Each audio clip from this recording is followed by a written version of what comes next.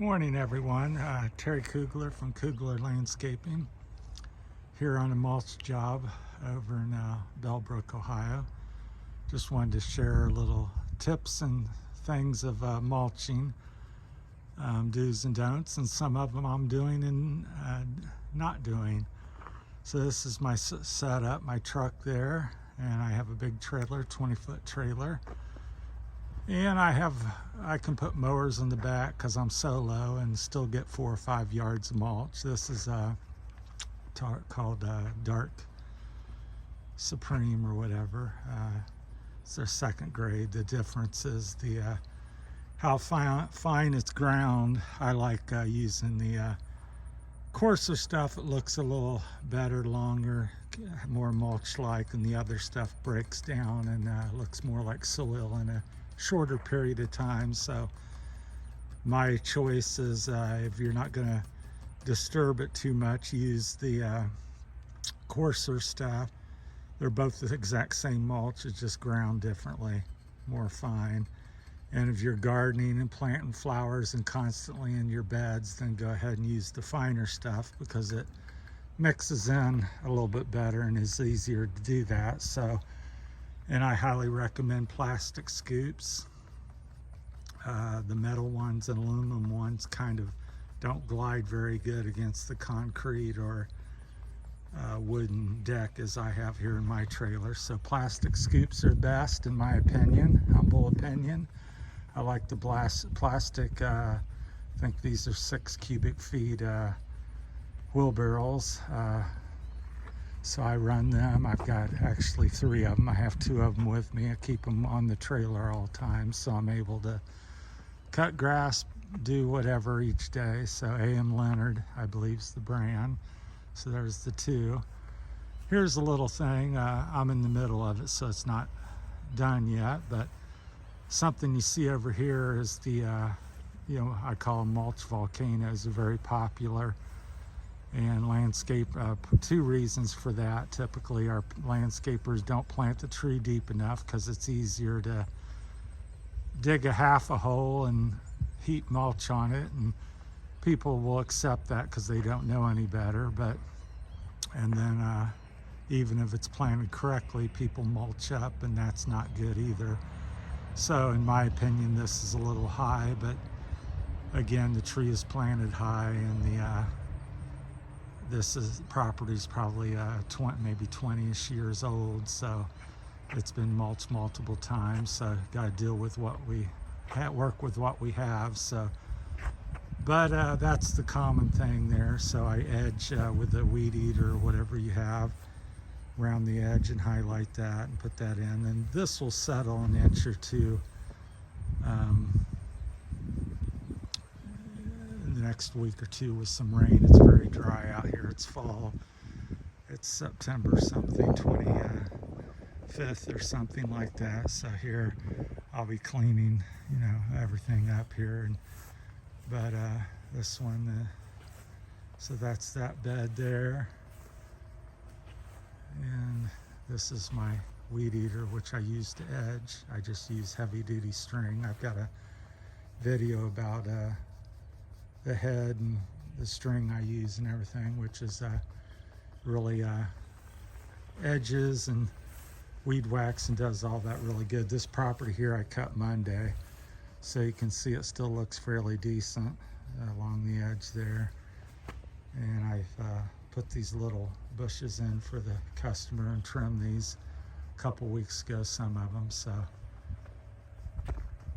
I just wanted to show you. So that bed there's pretty much done. And another thing, you kind of keep it thin along the edge, and then you build it on the back and maybe have your high point in the middle or slightly to the back. And things I look for, which this may not be so that great, but you try to keep the edge along the foundation consistent and as straight as possible, because that really shows up. So it's kind of like painting a trim, so that's an important thing to do. This customer had a lot of dirt and stuff piled up there, so it was a little harder to negotiate there along the edge. But so that's an important feature. Your edge lines, both front and back, up against the house or whatever it's up against.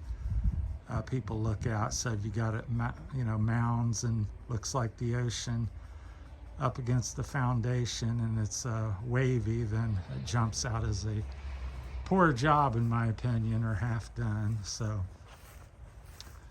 and then I keep, like I said, I've got 2 scoops. Well, I carry 4 with me, but I got one up here where I'm working, and then I keep one back in the trailer. And I use, even though I'm a one-man show, I'm solo, I use 2 wheelbarrows, and when I'm up shoveling, I just fill them both up. That way I don't have to get up and down out of the trailer. Little time saver. So there's another tree.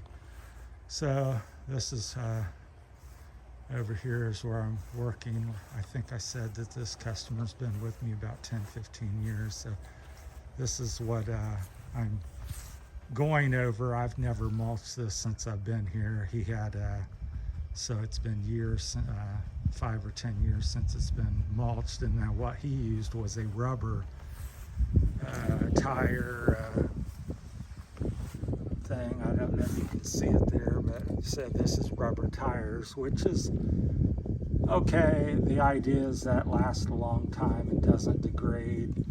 But as you can see over time, this bed is washed, and it doesn't really disappear or degrade, but it gets washed away and taken away, and things get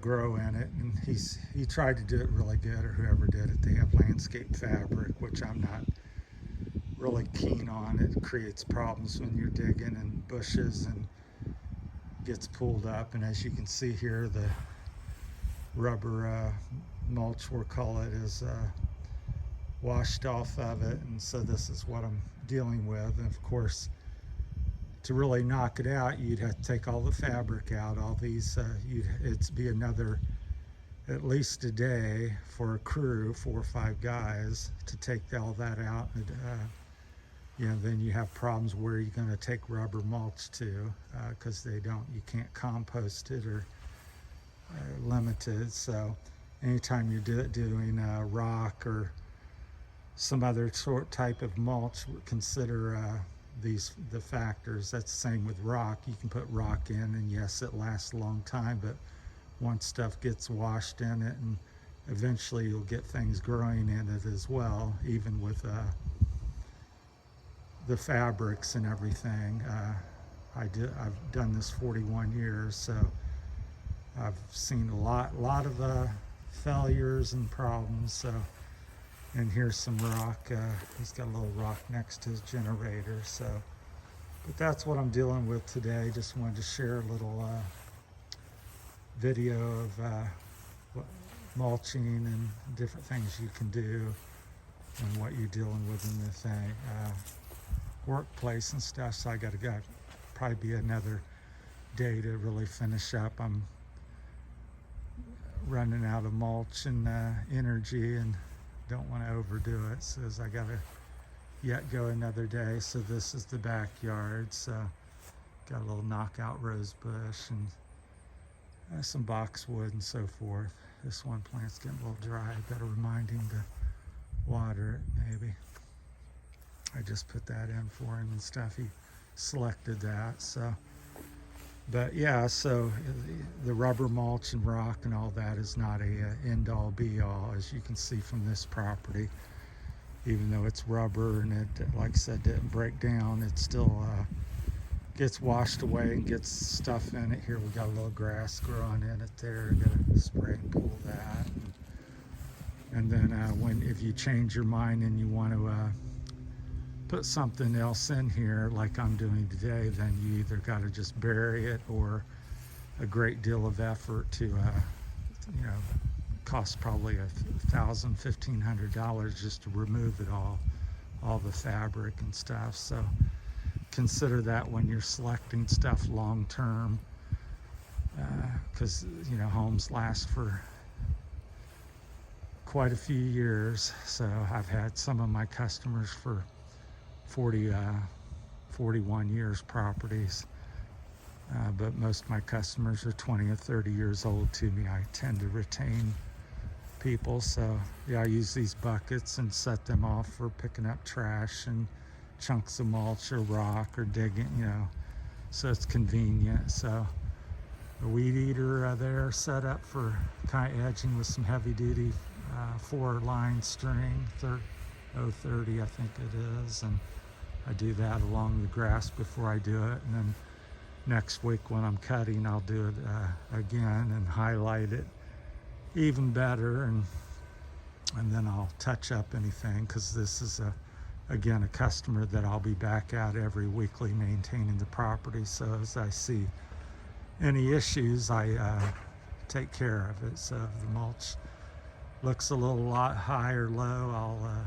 address that. So, and over here on the side we've got see it's already high, and it's got so I'm not sure what we're going to do over here. It doesn't look too bad, but it's already high as it is with the rubber mulch, so it's either make it higher, or maybe a suggestion is to leave this. I may just do the corner or steal some rubber mulch. I think I'll probably just do the corner and maybe suggest we leave this rubber mulch since it doesn't look too bad. Yeah, I'll see what the customer wants to do with that. So, because if I pile it up, then it's out over any rain or wind or anything. We'll have mulch on the wall quite a bit. So that's the problem with having your beds too high. As I told you about the mulch volcanoes, we call them in the industry, around your trees. Suggest that you mulch thin and not so often, and but yeah, the landscapers like to come in and heap it on 3, 4, 5, 6 inches deep and really build it up, and in a way it does look nice, but it's a problem for the trees, and it does create issues and stuff. The rooting of the trees tend to be higher and not proper, so it doesn't they're not as supported in storms and dry situations. If all your roots are almost above ground to some degree or very close to the surface, so plant your trees flush with the ground pretty much is the standard, and don't over mulch them, because people tend to want to mulch every year or two, and that builds up when you're putting 1, 2, 3 inches every year. Well, you end up with pretty soon 6 inches to a foot of mulch, so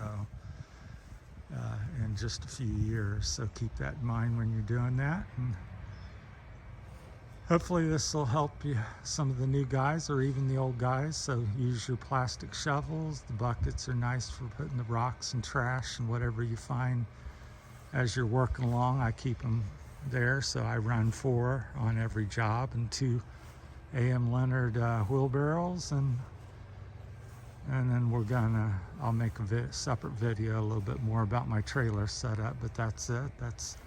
I don't have any logos or anything on my truck, because I'm a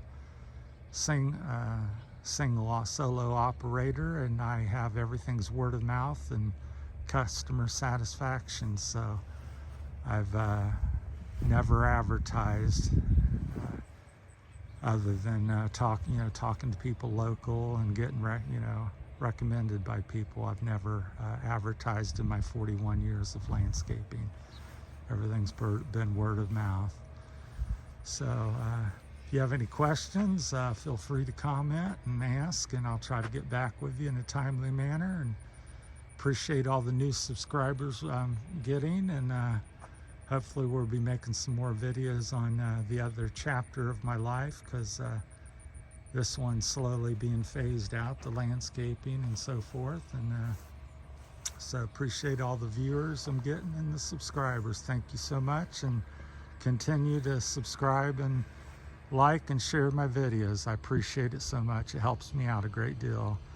So thank you for watching. Again, this is Terry Kugler from Kugler Landscaping, out on the job, and not quite done, and so it's a work in progress. So I haven't gotten anything cleaned up or finished day one, but we're about halfway there. So That's it for now. Thanks for watching. Have a great day.